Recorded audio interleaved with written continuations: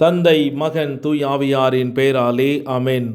ஆன்ம வழிகாட்டி நவம்பர் மாதம் 26ஆம் தேதி புதன்கிழமை. புனித சூசையப்பரிடத்தில் நம்மை ஒப்புக்கொடுத்து மன்றாடுவோம். புனித சூசையப்பரே, அடைக்கலம் மிகவும் மகத்தானது, வல்லமை மிக்கது, இறைவனின் சந்நிதியில் உடனடி பலனளிக்க வல்லது. எனவே என் ஆசைகளையும் எண்ணங்களையும் அடைக்கலத்தில் வைக்கிறேன். வல்லமை மிக்க பரிந்துரையால் திருமகனும் எங்கள் ஆண்டவருமாகிய இயேசுவிடம் எங்களுக்கு தேவையான எல்லா ஆன்ம நலன்களையும் பெற்றுத்தாரும். இதன் வழியாக மறு உலகில் உமக்குள்ள ஆற்றலை போற்றி எல்லாம் வல்ல தந்தையாக இறைவனுக்கு நன்றியும் ஆராதனையும் செலுத்த கடவேன். புனித சூசையப்பரே, உம்மையும் திருக்கரங்களில் உறங்கும் சேசுவையும் சதா காலமும் எண்ணி பூரிப்படைய தயங்கியதில்லை. இறைவன் மார்பில் சாய்ந்து தூங்கும் வேளையில் அவரை தொந்தரவு செய்ய விரும்பவில்லை. மார்போடு அவரை என் பொருட்டு இணைத்து அணைத்து கொள்ளும். என் பெயரால் அவருக்கு நெற்றியில் முத்தமிடும். நான் இறக்கும் அந்த தருணத்தில் அந்த முத்தத்தை எனக்கு தரும்படி கூறும். மரித்த விசுவாசிகளின் ஆன்ம காவலனே, எங்களுக்காக எப்போதும் இறைவனிடத்தில் மன்றாடும். ஆமேன்.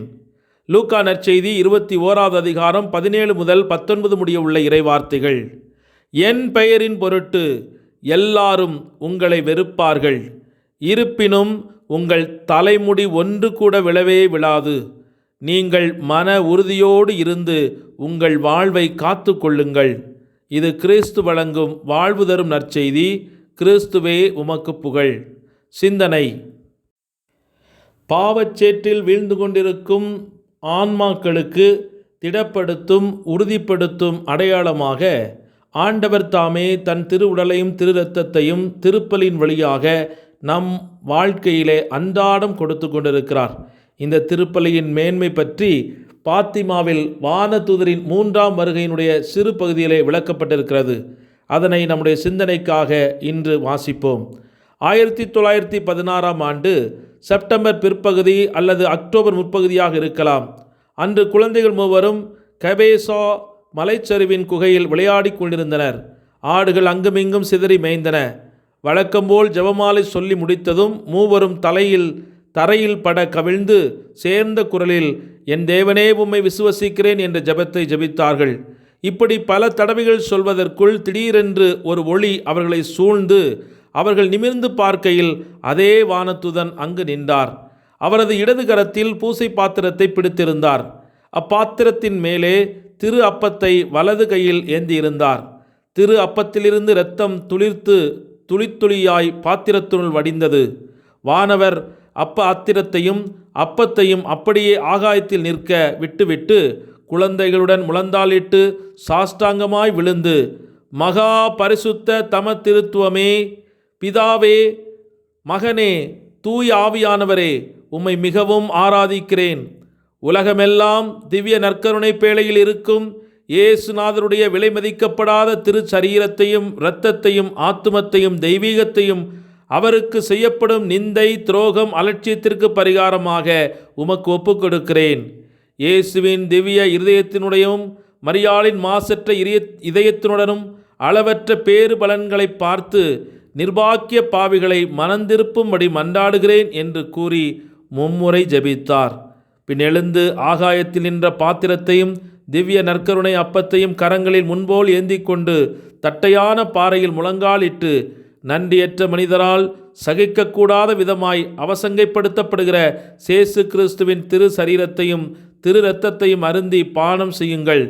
அவர்களுடைய அக்கிரமங்களுக்கு பரிகாரம் செய்து உங்கள் கடவுளை ஆறுதல் படுத்துங்கள் என்று கூறினார். ஆம், அன்புக்குரியவர்களே, இந்த நாளிலே ஒவ்வொரு திருப்பலியிலும் ஆண்டவர் நம் பாவங்களுக்காக பரிகரித்த அந்த பலியை நினைவு கூர்ந்து அந்த திருவுடலையும் திரு இரத்தத்தையும் நம் வாழ்வு பெறும்படியாக நமக்கு கொடுத்து கொண்டே இருக்கிறார். எத்தனை பேர் அதனை ஆவலாக, மரியாதையோடு, மிகுந்த அன்போடு அதனை உட்கொண்டு அவருடைய உயிருள்ள உடனிருப்பை அனுபவிக்கிறோம் என்பதை நாம் தியானித்து இன்றைய நாளிலே இணைந்து மன்றாடுவோம். எங்கள் அன்பின் பரலோக தந்தையே, இந்த காலை வேளையிலே உம்மை நன்றியோடு துதிக்கிறோம், ஆராதிக்கிறோம், உம்மை போற்றி மகிழ்கிறோம். உம்முடைய மேலான நன்மைத்தனங்கள் எங்கள் குடும்பங்களுக்கும் எனக்கும் கிடைத்ததற்காய் உமக்கு கோடி நன்றி செலுத்துகிறோம். நாங்கள் உம்மை வணங்குகிறோம், உம்மை போற்றி புகழ்கிறோம். நான் உன்னை புடமிட்டேன், ஆனால் வெள்ளியைப் போல் அல்ல, துன்பம் என்னும் உளைவழியாய் உன்னை தேர்ந்தெடுத்தேன் என்று எசாயா 48:10 கூறிய அன்பு ஆண்டவரே, வாழ்வின் பல்வேறு துன்பங்களால், இழப்புகளால், அவமானங்களால், வேதனைகளால் என்னை புடமிட்டு உம்முடைய விசுவாசியாக தேர்ந்து கொண்டதற்காய் நன்றி கூறுகிறேன். இன்றைய நாளிலே எங்களுடைய சொந்த அறிவை, அழகை, திறமைகளை, சாதுரிய தன்மையை முன்னிலைப்படுத்தாமல் தெய்வ பயத்தோடு நடக்க அருள் தாரும். ஆண்டவரை மனதில் வைத்து செய், அப்போது அனைத்தும் வெற்றியாக உனக்கு முடியும் என்ற இறைவார்த்தை நம்பி அனைத்தையும் உம்முடைய இதய அன்பில் உம்மை நினைத்து கொண்டு எங்களுடைய காரியங்களை இன்று நடத்துகிறோம். உமக்கு என்ன பிடிக்கும்? நீர் எப்படி உம்மோடு வாழ்ந்த சீடர்களை, மக்களை இரக்கத்தோடு, அன்போடு, கருணையோடு, கண்கொண்டு வழிநடத்தி உமது வார்த்தையால், நடத்தையால் வாழ்வு கொடுத்தீரோ, அதே போல இன்று எங்களோடு வாழும் குடும்ப உறுப்பினர்கள், உறவினர்கள், நண்பர்கள், சமூகத்தில் நான் இன்று சந்திக்கும் மனிதர்கள் அனைவரையும் உமது கண் கொண்டு பார்க்கவும், உமது இதயம் கொண்டவர்களை நேசிக்கவும், உமது கரம் கொண்டவர்களுக்கு உதவி செய்யவும், உமது நாவினால் அவர்களுக்கு வாழ்வு தரும் உற்சாக வார்த்தைகளை பேசவும் எங்களுக்கு அருள் தாரும். நீர் என் இதயத்தில் இன்று இருந்து என்னை எல்லாவித தீமைகளிலிருந்தும் என்னை விடுவித்து என் பாதைகளை செம்மைப்படுத்தி வளமான வாழ்வு வாழ அருள் தாரும்.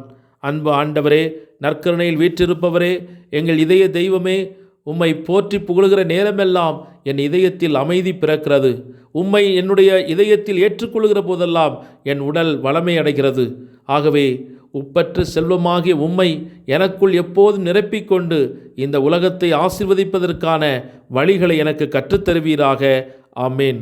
எல்லாமல்ல இறைவன், தந்தை, மகன், தூய் ஆவியானவர் உங்கள் அனைவரையும் நிறைவாக ஆசீர்வதித்து இன்று நீங்கள் செல்லுகிற பாதை எல்லாம் அவருடைய தூதர்கள் உங்களை சூழ்ந்து நின்று பாதுகாத்து எத்தகைய விபத்துக்களோ, ஆபத்துக்களோ, நோய் நொடிகளோ உங்களை நெருங்காதபடி அவருடைய கோட்டைக்குள் வைத்து உங்களை பாதுகாப்பாராக. ஆமேன். இயேசுவுக்கே புகழ், இயேசுவுக்கே நன்றி. மரியே வாழ்க. இயேசுவின் இரத்தம் ஜெயம், இயேசுவின் இரத்தமே ஜெயம்.